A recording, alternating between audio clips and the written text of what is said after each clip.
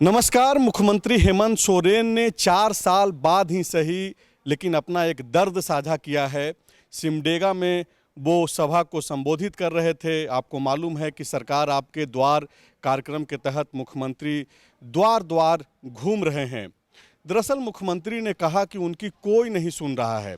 अब जबकि देश पूरा चुनाव में जा चुका है, लोकसभा का चुनाव कुछ दिनों बाद जो है काफ़ी सक्रियता के साथ शुरू हो जाएगा और ऐसे में सभी पार्टियां जब राजनीतिक तौर पे चुनाव को लेकर के तैयारी में जुटी है, मुख्यमंत्री हेमंत सोरेन का एक बयान आज चर्चा की केंद्र में है। मुख्यमंत्री ने स्पष्ट रूप से अपने लोगों को संबोधित करते हुए कहा कि ना तो कोई उनकी डीसी सुन रहा है, न एसपी सुन रहा है, न बीडीओ सुन रहा है, न सीओ सुन रहा है, ना ही कोई पत्रकार सुन रहा है। इसके पीछे की उन्होंने वजह भी बताई है। इस लाइव सेशन में जो है हम लोग ये जो चारों हमारे साथ जुड़े हुए हैं, सनी सरद हैं, मनोज पांडे हैं और सूरज ठाकुर हैं, हम लोग बातचीत करेंगे और आपको बताएंगे कि आखिरकार ये जो मुख्यमंत्री ने जो अपनी तकलीफ़ साझा की है, सार्वजनिक की है कि उनकी कोई नहीं सुन रहा है और ये तकलीफ़ 4 साल बाद उनको याद आया और जनता के बीच जाकर के वो जो ये बता रहे हैं उसके पीछे की वजह क्या है और कौन लोग हैं जो नहीं सुन रहे हैं। सबसे पहला सवाल पांडे जी से ही है। पांडे जी, सबसे पहला सवाल तो ये कि मुख्यमंत्री का जो ये तकलीफ़ है उसके बारे में आप कैसे देख रहे हैं, और जब वो जनता के बीच में ये बता रहे हैं कि कोई उनके समाज का नहीं है, आदिवासी समाज का नहीं है, इसलिए जो है उनकी कोई सुन नहीं रहा है, इस बयान को कैसे देखा जाना चाहिए और राजनीति में जो सक्रिय लोग हैं, जो विपक्षी पार्टियां हैं, बीजेपी और दूसरे जो लोग हैं, वो कैसे समझेंगे? देखिए, उनका ये बयान पूरी तरीके से पॉलिटिकल और चेहरा देख के बोलने वाला है। झारखंड में अगर रघुवर दास को छोड़ दे तो अभी तक सारे आदिवासी ही मुख्यमंत्री बने, तो अभी तक उन लोगों के तरफ से इस तरीके का कभी बयान नहीं आया। तो माना जाए कि आप अच्छे घुड़सवार नहीं हैं, ये कह रहे हैं। क्योंकि अगर माना जाता है कि नौकर सा घोड़ा है तो आप अच्छे घुड़सवार नहीं हैं, तभी तो बात नहीं मान रहा है। नहीं तो एक मजाल, एक अदना सा एसपी, डीसी और बीडीओ, सीओ मुख्यमंत्री की बात ना माने और आप इस बात को स्वीकार कर रहे हैं कि नहीं मानता है, तो आप करते क्या हैं मुख्यमंत्री पद पे बैठ के? दूसरी बात है, जब से मंडल कमीशन इस देश में लागू हुआ तो 50% तो गारंटीड रिजर्वेशन है और उनमें भी जो बच्चे अच्छे नंबर लाते हैं वो जनरल कैटेगरी में होते हैं। तो आप अधिक से अधिक ले लीजिए जेपीएससी, आप वहाँ बताइए। अब तो जब जेपीएससी का रिजल्ट आता है तो कहते हैं ना कि हम इतने स्थानीय को दिया, आप बताइए कि हमने इतने बच्चों को ट्यूशन पढ़ाया, इतने को कोचिंग दिया, इतने को फैसिलिटी दी, इसीलिए एसटी कैटेगरी के ये बच्चे जाकर जनरल कैटेगरी में सेलेक्ट हुए। तो 50% तो 100% है, उससे ज़्यादा है। मतलब आप ये बोल रहे हैं कि ये जो बयान अगर आज वो दे रहे हैं 4 साल बाद इसलिए बोल रहे हैं कि 19 में ये आए, मुख्यमंत्री बने, इनकी सरकार बनी, आज 2023 एक महीना के बाद आज जब हम लोग बातचीत कर रहे हैं, ठीक एक महीना बाद 28 दिसंबर को इनके सरकार के कार्यकाल का 4 वर्ष पूरा हो जाएगा। तो आप क्या पांडे जी ये बोल रहे हैं कि अगर ऐसे आप बयान मुख्यमंत्री पहले साल दे रहे होते तो बात बनती भी, और आप बाकी के 2 साल 3 साल में आप ऐसा प्रयास करते जेपीएससी के माध्यम से या फिर और दूसरे माध्यम से कि अफसर आपके अनुकूल, आपके हिसाब के होते जो आपकी सुनते? नहीं, ये सवाल प्रशासन, चूंकि वो बोल नहीं पाएंगे, नहीं तो राज्य के चीफ सेक्रेटरी किस जाति से आते हैं, राज्य के डीजीपी किस जाति से आते हैं? अगर मुख्यमंत्री की बात मान लीजिए, बीडीओ, सीओ, या मान लीजिए हम पत्रकारों को मानते हैं कि उनकी बात नहीं सुन रहा है, ठीक है, क्योंकि इसमें आरक्षण नहीं है। अगर वो कहते हैं कि हमारा जात वाला ही जात का सुनेगा, हमारी कैटेगरी वाला ही कैटेगरी का सुनेगा, तो हम इस सेक्शन को, उनका बात को सही मान लिए।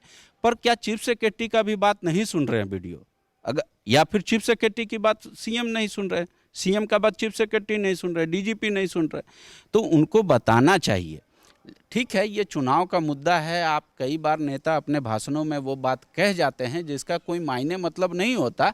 टेक्निकली सही रॉन्ग राइट हम लोग का काम है करना, लेकिन वो जनता सामने कौन है, वो क्या अपीलिंग लगता है उनको, वो बात कहना होता है। तो इस बयान को उसी स्तर से देखना चाहिए। लेकिन ये जाहिर तौर पे है, सरकार आपका द्वार जो ये तीसरा फेज है, इसमें जो भी नदी नाला तालाब पार के करके गांव तक पहुंचे जहां सड़कें नहीं हैं अधिकारी, उन अधिकारियों का ये मनोस्थिति को डाउन करने वाला है। उनके उत्साह पे क्वेश्चन मार्क लगाने वाला है। जो ये नहीं देखता कि सामने किस जाति का मुख्यमंत्री है, वो देखता है कि एक राज का प्रतिनिधित्व करता है, राज का सबसे बड़ा सेवक है और उसका आदेश है और इसको हर हाल में पालन करना चाहिए। तो वैसे अधिकारी जो इनकी बात काम करते होंगे, उसी निष्ठा, उसी, मैंने बताया, उदाहरण दिया, ट्रैक्टर पर जाते हुए देखा ये अधिकारियों। सही बात है कि ट्रैक्टर पे अधिकारी गए, मोटरसाइकिल से गए। मुख्यमंत्री भी ये कहने से जो है चूकते नहीं हैं। अपने इसी बयान में बाकायदा उन्होंने इस बात का जिक्र भी किया है। लेकिन पांडे जी, अगर पिछली सरकार की भी बातचीत करें तो उस सरकार यानी कि रघुवर दास जब नेतृत्व कर रहे थे राज्य का, उनके जो कैबिनेट के मंत्री थे, उस दौरान भी वो लोग भी भले ही मीडिया के सामने इस तरीके से खुले तौर पे ना बोले, लेकिन अधिकारियों का नेताओं के साथ जो सामंजस्य वाली बात है, ये तो सवाल झारखंड में हमेशा से बना हुआ रहता है कि अधिकारी उस हिसाब से सुनते नहीं हैं। ना ना ना, वो सवाल नहीं था। वो ये सवाल था कि सिंगल विंडो सिस्टम चलता है, अधिकारी सिर्फ मुख्यमंत्री के सुनते हैं, मंत्रियों की नहीं सुनते। वो इस सरकार में भी है। कोई भी मंत्री ये नहीं कह सकता दावे के साथ कि हम अधिकारी को कोई निर्देश दिया, आदेश दिया या आग्रह किया, वो हो ही जाएगा। तो वही आरोप रघुवर दास के भी सरकार में लग रहा था। तो रघुवर दास के सरकार में मंत्री आरोप लगाते थे कि अधिकारी नहीं सुन रहे हैं।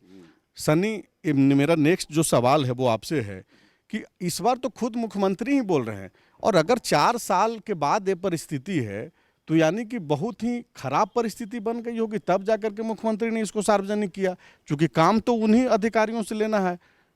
तो इसको अब मतलब किस तरीके से देखा जाना चाहिए? क्या मतलब बहुत स्थिति खराब है? मुझे लगता है कि 4 साल बाद नहीं, बल्कि मुख्यमंत्री के अंदर का ये दर्द जो है हमेशा समय समय पर निकलते रहा है। आप पिछले कुछ कार्यक्रमों का उनका अगर भाषण निकाल कर देखिएगा, अभी देखिए कि जब सभी जिलों के एसपी और डीसी के साथ बैठक कर रहे थे, तब उन्होंने डीसी से सवाल भी पूछा कि भाई बताइए, इनमें से कितने लोग हैं जो अबुआ का मतलब जानते हैं, दिसुम का मतलब जानते हैं। मतलब वो कहना यही चाह रहे थे कि यहाँ का जो लोकल भाषा है, आप यहाँ की परंपरा संस्कृति को समझिए, अगर नहीं समझ रहे हैं तो फिर समझने की कोशिश भी कीजिए। तो वही दर्द को जो है उसे आम व्यक्ति कैसे समझे, आज मुख्यमंत्री ने खुलकर कहा है। और जहाँ तक रही बात कि अगर सचमुच में ऐसा है और नहीं हो रहा है, तो मुख्यमंत्री आप तो खुद सरकार हैं, आपके पास तो ऑप्शन है। झारखंड के कई इलाके 5th शेड्यूल में आते हैं, 5वीं अनुसूची में ये है नियम कि आप जिस क्षेत्र में जिस पदाधिकारी का नियुक्ति करेंगे, उसमें ये ज़रूरी होना चाहिए कि वहाँ के स्थानीय भाषा उसको आना चाहिए, वहाँ का लोकल होना चाहिए, और कितनी सी चीज़ें हैं। अगर आप इसे लागू कर दें, 5th शेड्यूल को लागू कर दीजिए, तो खुद ब खुद हो जाएगा। तो अब रहा सवाल कि मुख्यमंत्री क्या क्या करें। 4 साल का समय है, इसी में कोरोना बीत गया, इसी में ईडी से अभी लड़ाई चल रही है। अब रही बात कि वो कुछ हो सकता है कि जो करना चाह रहे हैं वो नहीं कर पा रहे हैं, और यही वजह है कि ये दर्द निकल कर सामने आ रहा है। सूरज से भी बात करनी इसलिए ज़रूरी है कि सूरज ठाकुर लगातार जो है नज़र बनाए हुए रख रहे हैं मुख्यमंत्री के इस सरकार आपके द्वार योजना पे। सूरज, कल भी हम लोग चर्चा कर रहे थे, आज जिस तरीके से मुख्यमंत्री ने आक्रामकता के साथ और खुले तौर पे इस तरीके से बातचीत की है, इसका क्या इम्पैक्ट पड़ेगा अधिकारियों के बीच में, उन बीडीओ, सीओ, आईएएस, आईपीएस के बीच में, वो तो बाद में देखने को मिलेगा। आप कैसे इसको देख रहे हैं, और ये क्या मजबूरी रही सीएम की कि इस तरीके से जो है उनको सार्वजनिक तौर पे बोलना पड़ा? देखिए, जो आज का भाषण था सिमडेगा का, उसमें मुख्यमंत्री ने भाषण की शुरुआत में ये बयान दिया जिस पर हम चर्चा कर रहे हैं, और भाषण के आखिरी में जो बयान उन्होंने दिया, दोनों बहुत विरोधाभासी है। शुरुआत जब भाषण की हुई और उन्होंने ये बात कहा कि राज्य में जो वरीय पदाधिकारी हैं, बीडीओ हैं, सीओ हैं, डीसी हैं, एसपी हैं, या तमाम अन्य विभागों में जो बड़े अधिकारी हैं, जो, हाँ, पत्रकार का भी नाम लिया उन्होंने, ये तमाम बड़े अधिकारी जो हैं उसमें आदिवासियों की संख्या या तो नगण्य है या कम है, और इसकी वजह से हमारी बात नहीं सुनी जा रही है। तो ये एक तरह से ब्यूरोक्रेसी पर मतलब हैरान करने वाली बात है, और ऐतिहासिक भी है कि मुख्यमंत्री जो राज्य का मुखिया है वो अपनी ब्यूरोक्रेसी पर ही सवाल उठा रहा है कि नहीं सुनी गई। इसके बाद जब भाषण का अंत वो कर रहे थे, तो उन्होंने जनता को संबोधित करते हुए जब उन्होंने कहा कि पूर्ववर्ती सरकारों में पदाधिकारी जो हैं वो सरकार की सेवा में लगे रहते थे, जनता की सेवा नहीं करते थे। लेकिन हमने ये सोचा कि हम योजनाओं की गठरी बनाकर पदाधिकारियों के द्वारा आपके द्वार तक पहुंचाएं।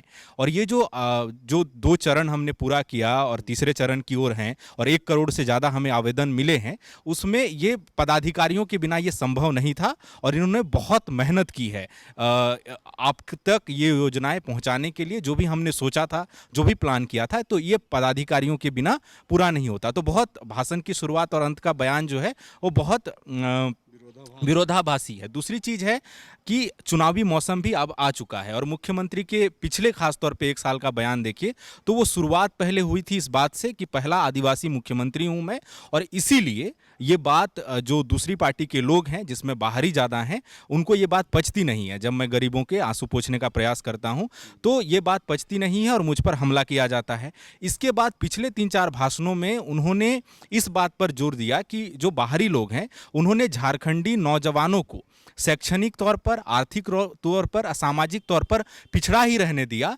ताकि वो अपनी मनमर्जी चला सकें। यहाँ पर खनिजों की लूट हो रही है, यहाँ पर उनका सुना नहीं जा रहा है और लोग पलायन करने को मजबूर हैं। तो हमने ये ऐसा प्रयास किया कि यहाँ के लोगों को, यहाँ के युवाओं को शैक्षणिक, आर्थिक, सामाजिक तौर पर मजबूत करके उनको प्रशासन का हिस्सा बनाया जाए ताकि जो 40 साल संघर्ष किया हमारे पूर्वजों ने कि एक आदिवासी स्टेट की स्थापना हो जहाँ पर आदिवासी मूलवासी के हितों का काम हो, तो वो हो सकेगा। क्योंकि जब प्रशासन में बच्चे, आदिवासी बच्चे आएंगे। ये जो आप जिक्र कर रहे हैं कि शुरुआत में मुख्यमंत्री ने पहले तो टारगेट किया अधिकारियों को, लास्ट में आखिरी में जो है शाबाशी भी एक तरीके से दिया, तो क्या आप जब पूरा भाषण सुन रहे थे तो आपको ये लगा कि आखिर में उनको ये एहसास हुआ होगा कि भाई काम तो इन्हीं लोगों से लेना है और चल भी इन्हीं लोगों के कारण ये जो आप योजनाओं का जो जिक्र कर रहे हैं जिसको लेकर के क्रेडिट अपनी सरकार को दे रहे हैं, इन्हीं अधिकारियों के बूते चल रहा है, ये एहसास हुआ होगा मुख्यमंत्री को? देखिए, निश्चित तौर पर, क्योंकि जब मुख्यमंत्री कार्यक्रम में होते हैं तो एक तो उनका जो मंत्रालय के जो अधिकारी हैं वो तो उनके साथ उनका काफिला चलता ही है। इसके अलावा जो जिस क्षेत्र में वो कर रहे हैं, जिस जिले में वो कर रहे हैं, वहाँ के उपायुक्त हैं, वहाँ के एसपी हैं, इसके अलावा जिस प्रखंड में होंगे वहाँ के बीडीओ सीओ उनके साथ वहाँ पर कार्यक्रम स्थल पर मौजूद हैं। तो कहीं ना कहीं उनको भाषण के दौरान ये एहसास हुआ होगा कि ये जो है वो ब्यूरोक्रेसी को नाराज करने वाला बयान हो सकता है। क्योंकि अगर वो पॉलिटिकल माइलेज लेने के लिए भी ये बयान दे रहे थे कि आदिवासी जो मुद्दा है उसको भुनाया जा सके और विपक्ष पे हमला बोला जा सके कि वो आदिवासी विरोधी है, इसीलिए ऐसा हुआ है झारखंड में कि ब्यूरोक्रेसी में आदिवासी नहीं है, तो शायद उस चीज को एक तरह से कहें कि डैमेज कंट्रोल करने की बात। क्योंकि उन्होंने जब भाषण का अंत किया तो पुरानी पेंशन योजना का भी जिक्र किया और उन्होंने ये कहा कि हमने पुरानी पेंशन योजना का लाने का सोचा ही इसीलिए क्योंकि मुझे लगा कि जो पदाधिकारी राज्य को चलाने में, राज्य को आगे बढ़ाने में इतना सहयोग करते हैं, उनको एक तोहफा देना जरूरी है जो उनसे छीन लिया गया था। इसलिए हम पुरानी पेंशन योजना लेकर आए ताकि पदाधिकारी जो है दोगुना मनोबल के साथ सरकार जो भी सोचती है, कार्य योजना लाती है, परियोजनाएं बनाती हैं, वो धरातल पर सही तरीके से पहुंच सके। बिल्कुल पांडे जी, एक सवाल जो बातचीत के दौरान मेरे जहन में आ रहा है वो ये है कि क्या ये जो 4 साल के बाद जो मुख्यमंत्री इस तरीके से बोल रहे हैं और विपक्ष जो आरोप लगाते रही है कि भाई कुछ काम नहीं हो पा रहा है, इसको लेकर के मुख्यमंत्री ने ये भी बयान दिया कि विपक्ष जो है टीन का चश्मा पहन रखा है इसलिए कुछ विकास कार्य नहीं दिखता है, तो ये जो 4 साल का फेलुअर जिस तरीके से बीजेपी लगाते रहती है, जो आरोप लगाते रहती है, तो क्या उन आरोपों को खारिज करने के लिए भी मुख्यमंत्री ने ये बयान दिया कि भाई हमारा तो कोई सुनता ही नहीं है। अब चूंकि चुनाव में आपको जाना है, लोकसभा का चुनाव में आप जा रहे हैं, उसके बाद 24 में ही इस वक्त जब हम लोग अगले साल चुनाव में हम लोग रहेंगे, चुनाव में पूरा राज्य रहेगा, विधानसभा का भी, तो क्या अभी से चूंकि चुनावी मोड में उसी तरीके का भाषणबाजी तो होना शुरू हो गया है, तो हेमंत सोरेन अभी से माहौल बनाना शुरू कर रहे हैं कि अगर हम 4 साल में कुछ नहीं कर पाए तो इसके पीछे की वजह ये है? नहीं, ऐसा कौन मानता है? ना जेएमएम पार्टी मानती है और उसके खुद कार्यकारी अध्यक्ष हैं वो, और वो राज्य के मुख्यमंत्री है, वो तो कहते हैं जबरदस्त जिंदाबाद और शानदार काम हुआ है 2019 से। तो जब अगर वो कहते हैं तो वो अधिकारी के भरोसे ही हुआ है।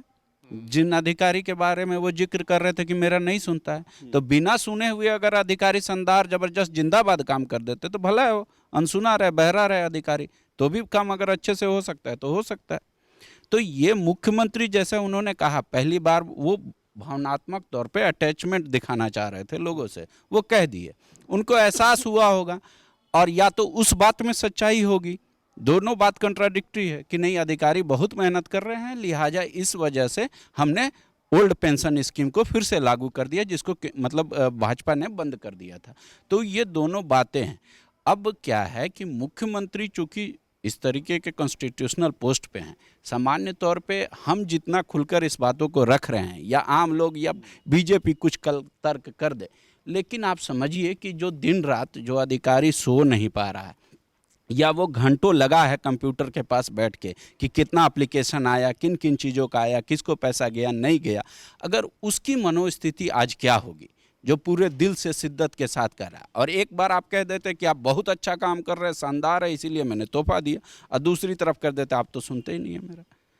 तो ये दोनों चीज़ों से बचना चाहिए, मुख्यमंत्री को एक ही राय कायम करनी चाहिए।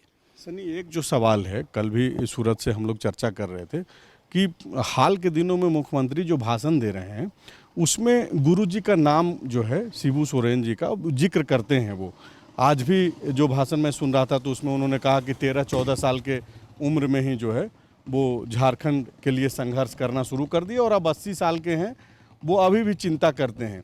तो गुरुजी को बीच में, लोगों के बीच में चर्चा करना अचानक से बार बार इस तरीके से, इसको कैसे देखा जाना चाहिए और आप कैसे देखते हैं? देखिए, ये एक पॉलिटिकल स्टैंड ही माना जाए इसे, क्योंकि झारखंड मुक्ति मोर्चा और मुख्यमंत्री हेमंत सोरेन को ये पता चल गया है, और पहले से ही पता था कि शिबू सोरेन के साथ एक सेंटीमेंट जुड़ा हुआ है, खास करके आदिवासियों का, और संथाल परगना में तो बहुत। मैं संथाल परगना से आता हूँ, मेरा विधानसभा क्षेत्र में भले ही मुख्यमंत्री का नहीं आता हो, लेकिन मेरा जिला जो है वो मुख्यमंत्री के विधानसभा क्षेत्र से सटा हुआ है। और कई लोग जो, अगर मेरे घर में झारखंड सरकार का कैलेंडर अगर टंगा हुआ है और उसमें शिबू सोरेन की तस्वीर छपी है, जब मुख्यमंत्री थे वो छपी थी, तो जितने लोग आते थे सामान खरीदने, वो पहले कैलेंडर में शिबू सोरेन को प्रणाम करते थे। तो मतलब ये साफ है कि शिबू सोरेन को एक भगवान की छवि के तौर पे आदिवासी देखते हैं, और मुख्यमंत्री को ये बात पता है कि शिबू सोरेन का मैं जिक्र करूंगा, और अगर पलटवार में बीजेपी शिबू सोरेन के खिलाफ कुछ बोलेगी तो वो मेरे फेवर में ही आएगा। और यही वजह है कि बीच बीच में शिबू सोरेन के नाम का इस्तेमाल किया जा रहा है। ठीक उसी तरह आप इसको इस तरह से समझिए कि झारखंड में जैसे बिरसा मुंडा का नाम लेकर जो है बहुत दिनों तक राजनीति हुई, लेकिन आप देखिए कि अभी भी जब बिरसा मुंडा की जयंती या पुण्यतिथि आती है तो उनके गांव से रिपोर्टिंग यही होती है कि भाई अभी तक उनके गांव में पक्के मकान नहीं बने, बिरसा मुंडा के वंशजों को सब कुछ नहीं मिल पाया। तो नाम, चूँकि नाम बड़ा हो गया, उसके नाम से हर कोई कनेक्ट करता है, तो शिबू सोरेन का नाम मुझे लगता है कि इसलिए बार बार अभी इस्तेमाल में लाया जा रहा है, उसका बार बार जिक्र किया जा रहा है। लेकिन दूसरी तस्वीर ये भी है कि शिबू सोरेन ने झारखंड के लिए उतना किया भी है ताकि उनका नाम लिया जा सके, और यही वजह है कि मुख्यमंत्री चूँकि उनके पुत्र हैं शिबू सोरेन के, तो वो उस बात का जिक्र करते हैं। और हर कोई होता है कि जो अपने परिवेश और आसपास की चीज़ों को जो देखता है उसी चीज़ का जिक्र करता है, उदाहरण के तौर पे हमेशा उसे बताता भी है। तो हो सकता है कि मुख्यमंत्री इसलिए भी बताते हों और जिक्र करते हों हमेशा। अच्छा, इससे पहले कि अब हम लोग इसको बंद करें इस स्टोरी को, एक सवाल जो है वो तीनों से है आप लोगों से, और सवाल ये है कि मुख्यमंत्री का जो जिस बयान पे जिस पे हम लोग चर्चा कर रहे हैं, जिसमें उन्होंने कहा कि भाई आदिवासी समाज का नहीं है बीडीओ, सीईओ, आईएएस, आईपीएस और पत्रकार, इसलिए उनकी नहीं सुनता है। ये पॉलिटिकल पूरे तरीके से आप लोग तीनों देख पा रहे हैं कि ये पॉलिटिकल बयान है, या वाकई में मुख्यमंत्री के भीतर यह पीड़ा आप देख पा रहे हैं? मुझे लगता है कि ये मुख्यमंत्री की पीड़ा ही है। पॉलिटिकल बयान चूँकि अब तो चूँकि पॉलिटिकल माहौल हो गया है चुनावी दृष्टिकोण से, और मुख्यमंत्री हेमंत सोरेन के 2019 से लेकर अब तक के भाषण को अगर अच्छे से आप रीड कीजिएगा तो वो ऐसी बातें बोलते हैं जिससे कनेक्ट करे लोग। आप देखिए कि 2019 के भाषण में वो अक्सर बोला करते थे कि लोग देखो 2 कमरा का मकान दे रहा है, ये बीजेपी वाला खा खा के इतना मोटा गया है कि इसके दरवाज़ा में भी लोग नहीं घुस पाएगा। मेरी सरकार बनेगी तो 3 कमरा का मकान देंगे, जिसमें बेटा अलग, माँ बाप अलग, और 1 कमरा जो है एक्स्ट्रा रहेगा, जो गेस्ट आएगा रहेगा। तो वो उस हिसाब से बोलते थे शौचालय भी और कैबिनेट में इसको पास भी किए। तो अब जो भाषण वो दे रहे हैं, अब चूंकि एक तरफ से जो ईडी की कार्रवाई लगातार चल रही है और मुख्यमंत्री पहले से बोलते रहे हैं कि हम आदिवासी हैं, इसीलिए ये लोग प्रताड़ित करते रहे हैं मुझे, अच्छा काम कर रहे हैं, चूँकि कोरोना के संकट में हवाई चप्पल वाले को हवाई जहाज़ से हम लेकर आए, और यही वजह है कि अब इस बात का हमेशा जिक्र कर रहे हैं कि आदिवासी अधिकारियों की कमी है और यही वजह है कि मुझे काम करने में दिक्कत हो रही है और लोग नहीं सुन रहे हैं। लेकिन पांडे जी ने सही कहा कि आपके पास मौका है, आपके पास समय है, आप लगातार वैकेंसी करिए। आप कह के आए थे कि हर साल जेपीएससी लेंगे, आप पिछली सरकार का क्यों उदाहरण दीजिएगा कि पिछली सरकार में एक भी जेपीएससी नहीं हुआ था, हम करवा दिए। आप करवाए तो आप हर एक साल करवाइए। आज के भाषण में हालांकि उन्होंने इस बात का जिक्र किया है कि जल्दी जेपीएससी की परीक्षा हम लेने वाले हैं। इससे पहले भी पिछले दिनों कैबिनेट की बैठक के बाद मुख्यमंत्री से जब गुहार लगा रहे थे छात्र, तो मुख्यमंत्री के प्रेस सलाहकार अभिषेक प्रसाद पिंटू ने कहा था कि 15 दिनों के अंदर हो जाएगा। पता नहीं फिर मामला कहाँ फंसा हुआ है। तो लोग तो इंतजार कर ही रहे हैं, अब ज़्यादा से ज़्यादा हो जाएगा। तो शुरू से ही बोला जा रहा, 19 में ही बोला गया था कि 5 लाख हो जाएगा, फिर नियुक्ति वर्ष बोल दिए। बहरहाल पांडे जी, आपको क्या लगता है, ये पॉलिटिकल बयान है कि पीड़ा है? ये जब जैसा चाहिए वैसा फिट करने वाला बयान। आप कैसा देख रहे हैं, आप कैसे देख नहीं, इस बयान से पहले मुझे एक बयान याद आ रहा है, जब मुख्यमंत्री ने हिंदुस्तान टाइम्स संभवतः बयान दिया था कि मैं वो शख्स हूं जो पहली बार जेएमएम 30 पर आई है। 2019 में मुख्यमंत्री कहीं भी प्रचार करते थे, अपने आप को सिर्फ आदिवासी बोल के नहीं प्रचार करते थे। वो बताते थे मैं पूरा झारखंड का हूं और झारखंड मेरा है, मैं तस्वीर और तकदीर बदलने आ रहा हूं। ठीक है, अब उस समय जब वो बयान दिए तो बाबा डिबेटेबल मुद्दा नहीं है। गुरुजी का पूरा ऐसा कद है पूरे झारखंड में नहीं देश में कि उन पे कोई डिबेट नहीं किया जा सकता, पूजनीय है। अब बाबा की याद आ रही है, इसका मतलब क्या मुख्यमंत्री को लग रहा है कि सिर्फ ट्राइबल के नाम पे सिंपैथी जो गेन हुआ था उसमें कुछ कमी आ रही है? दूसरी बात, नहीं तो सरकार है वो कहेगी डंके के चोट पे हमने ये। खैर इस पे बातचीत होगी हाँ। कि उसमें अगर हेमंत सोरेन को ये चिंता सता रही है तो इस चिंता को बढ़ाने में बाबूलाल का क्या रोल है, ये सारी बातें होंगी, अलग से हम लोग बातचीत करेंगे। बहरहाल सवाल वही है कि ये वाली जो बयान है मुख्यमंत्री की, वो पॉलिटिकल है या फिर वाकई में पीड़ा है? मैंने तो कहा ना, ये बयान ऐसा है जब जहां मन करेगा वहां बोले थे, नहीं भी बोले भी थे। पॉलिटिकल हो रहे हैं, आप सीधी बातचीत कीजिए ना, पॉलिटिकल है कि पीड़ा है? ये उनका पूरी तरीके से पॉलिटिकल बयान है। अगर पीड़ा रहता तो यहाँ के अधिकारियों पे कार्रवाई करते हुए वो दिखते, और संविधान में इतना उनको अधिकार प्राप्त है कि अगर जो नहीं सुनेगा कानून के तहत उनकी नौकरी समाप्त कर सकते हैं, वो उससे पूछने के लिए। बिल्कुल। सूरज जी, आपको क्या लग रहा है, ये पॉलिटिकल बयान है या फिर वाकई में मुख्यमंत्री के भीतर की ये पीड़ा है कि भाई कोई सुन नहीं रहा है? देखिए, पिछले कुछ समय से जिस तरह का मतलब आदिवासी सेंटिमेंट को लेकर वो बयान करते रहे थे, और उस टाइम पर उन्होंने अपने आप को केंद्र में रखा था कि आदिवासी मुख्यमंत्री हूँ, इसीलिए निशाना बनाया जाता है। और इस बार उन्होंने पब्लिक से जुड़ाव के लिए, या जो बार बार वो नौजवानों की बात कर रहे हैं, उस चीज़ से और सेंटिमेंट जोड़ने के लिए उन्होंने ये बयान दिया कि आदिवासी अधिकारी ज़्यादा नहीं है और नहीं सुनते हैं। लेकिन सवाल यही है कि मुख्यमंत्री जब ये बात कहते हैं कि अधिकारी नहीं सुन रहे हैं, तो मुझे लगता है कि एक आम आदमी भी जो चाय की नुक्कड़ पर बैठ के चर्चा कर रहा है, वो भी इस पर भरोसा नहीं कर पाएगा कि मुख्यमंत्री की बात अधिकारी नहीं सुन। मिलाकर के पॉलिटिकल आपको लग रहा है? जी।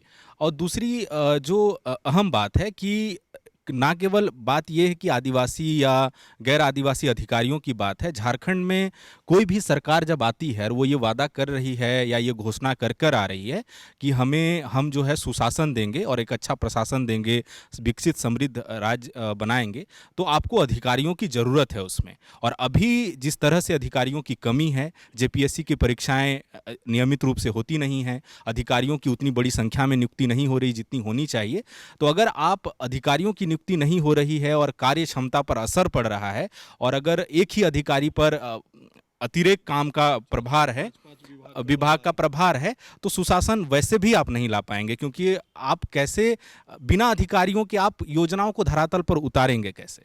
तो कुल मिलाकर के मेरा भी जो निजी मत है, जो पांडे जी बोल रहे हैं कि नेताओं का अगर कोई बयान है आप पीड़ा मान लेंगे, भावुक हो जाएंगे, तब तो फिर खेल हो जाएगा आपके साथ। आप पूरे 4 साल में जो मुख्यमंत्री हेमंत सोरेन का जो कार्य प्रणाली है, अपने वादों के अनुरूप वो काम किए हैं कि नहीं किए हैं, या फिर ऐसे ही कुछ भी जाकर के भाषण दे रहे हैं, तो आपको तो एनालिसिस करना ही पड़ेगा। और नेता के बयान को अगर आप पीड़ा के तौर पे ले लेंगे, उसको पॉलिटिकल नहीं लेंगे, तब तो फिर ये आपको तय करना है और आप तय कीजिए। चूँकि अब अगला जो 1 साल है वो काफ़ी महत्वपूर्ण है, लोकसभा का भी चुनाव होना है और विधानसभा का भी चुनाव होना है।